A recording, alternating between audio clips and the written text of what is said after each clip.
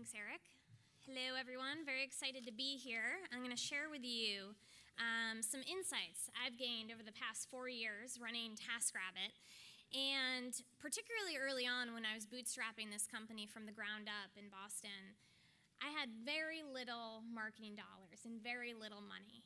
And with $1 to spend, where exactly should you think about putting it? So, particularly early on when you're starting a company, there's a lot of shiny things out there that you can go after. And as a founder, it's really exciting to be able to get the word out about your product, about your business, and you just really want to start acquiring customers and promoting your vision. But it can also be very easy to spend a lot of money on a lot of different channels without really realizing what sort of impact that you can have for your actual business. And I learned that trying to do everything at once is just going to leave you in a place where you've kind of done everything poorly, and you're not really sure what's working and what's not. And it's really important to be building up that marketing playbook early on.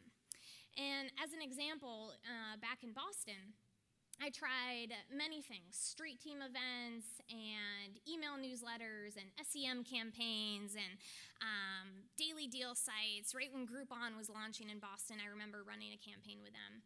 But doing all of those things at the same time was giving me very mixed results about what was actually working.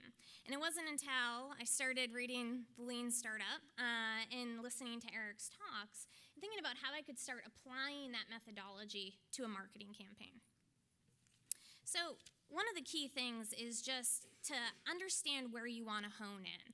So building, measuring, and learning can be applied to marketing campaigns just as it can be applied to product infrastructures as well.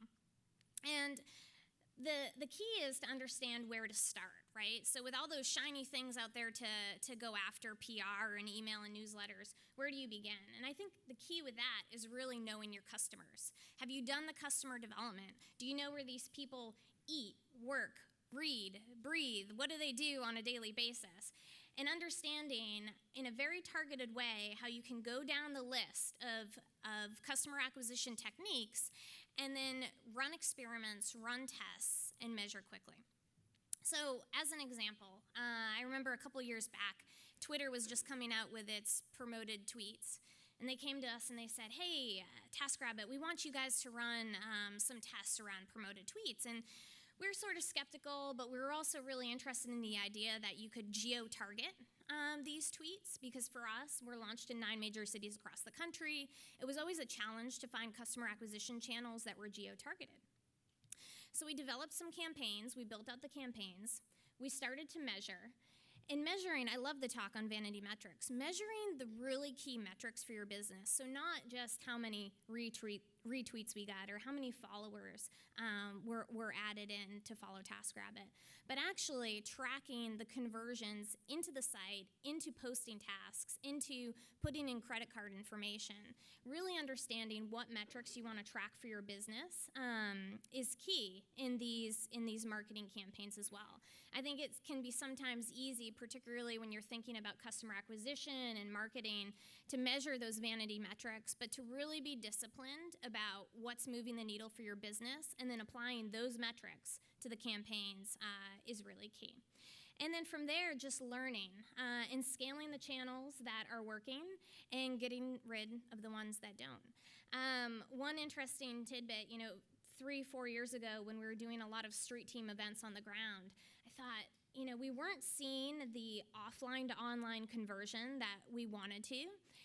And 2 years later, we decided to revisit that effort and try some more street team events. And it's something that, I felt like we had crossed off the list early on, but we tried again 2 years later. And I think it's easy sometimes to get into that cycle of saying, well, it's a couple years later and the business looks different and the messaging is different. But if you feel really good about the experiment that you've run and the way you've measured it, you should be able to put those things to bed and continue to move on. So the last thing is a couple of examples. So it's not just about channel testing. It's really about a holistic approach to marketing and customer acquisition. And here's one example. On the top you can see this was our homepage logo and brand look and feel about 2 years ago now. And we started to get feedback from our customers that they were feeling very overwhelmed, and that top portion, that corkboard background, was oriented towards to-do lists and all the things you could get done with TaskRabbit. But what we realized is that people wanted a serene experience. They wanted to come to TaskRabbit and feel a sense of relief that we just weren't offering them. So we ran this A/B test against the look and feel of the two sites, and then also did a lot of qualitative analysis and customer development and customer research, and heard very clearly from our users that the serenity is what they wanted, and then we saw it in our conversion numbers as well. I mentioned earlier geolocating and geotesting, geotargeting for customer acquisition is very important to us as a company. And so one of the other ways we applied this lean thinking to marketing was testing PR on the local scale versus a national scale. So we went to New York and we did a broadcast run on WPIX, the local New York station. We had a reporter follow around a TaskRabbit for an afternoon and showcase all the things that you could get done with TaskRabbit. And then secondly, we also did the same sort of thing on the Today Show, a huge national piece as well. And we actually had a gut instinct that the local channels and the local PR outlets would be the ones that drove a better conversion rate. So not just traffic, right, and users to the site, because clearly the Today Show is really going to win in that battle, but actually measuring the number of people posting tasks, putting in their credit card, and actually converting. In the end, we found that our national PR and messaging channels work better for conversion, not just from a purely, unique visitors and email sign-up standpoint, but actually converted many more users. We felt like that just showed that our brand was more trusted, and definitely getting over those trust barriers and using a site like TaskRabbit is very important. So if you have any questions about lean marketing and where you spend your next dollar, please feel free to follow up. Thank you.